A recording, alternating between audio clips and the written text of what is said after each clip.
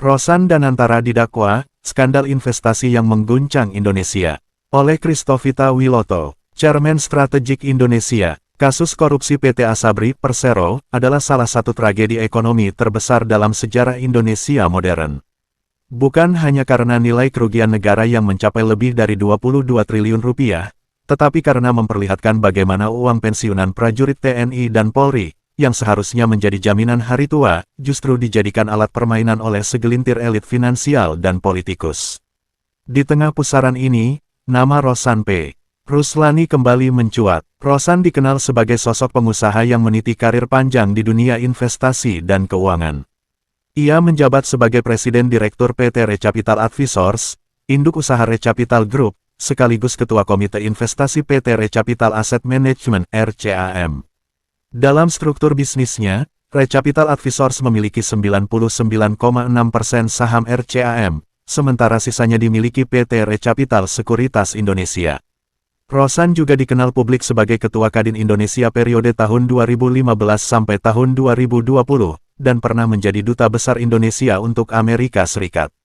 Namun di balik semua itu, jejak bisnisnya bersinggungan dengan kasus besar, korupsi pengelolaan dana investasi Asabri.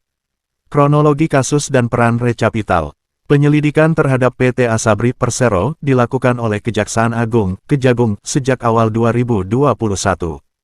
Dalam keterangan resmi pada tanggal 7 Juni tahun 2021, Kejagung memeriksa sejumlah saksi yang terkait dengan pengelolaan dana investasi oleh manajer investasi. Salah satu yang disorot adalah PT Recapital Asset Management, perusahaan di bawah kendali Rosan Ruslani.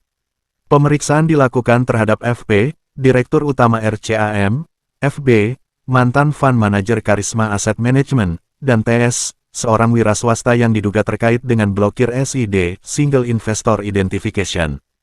Pemeriksaan ini bertujuan mendalami dugaan manipulasi investasi dan pengendalian dana secara tidak profesional.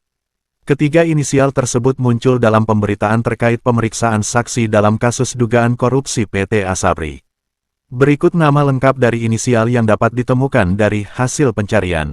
FP adalah Ferry Panggabean, yang disebut sebagai Direktur Utama PT Recapital Asset Management (RCAM). FB adalah Vero Budi Meilano, yang disebut sebagai mantan Fund Manager PT Karisma Asset Management dan mantan Direktur PT Pool Advista Asset Management. TS adalah TS tidak ditemukan nama lengkap, yang disebut sebagai seorang wira swasta yang diperiksa terkait klarifikasi blokir SID, Single Investor Identification. Kejagung menegaskan bahwa pengelolaan dana tersebut tidak dilakukan secara independen, melainkan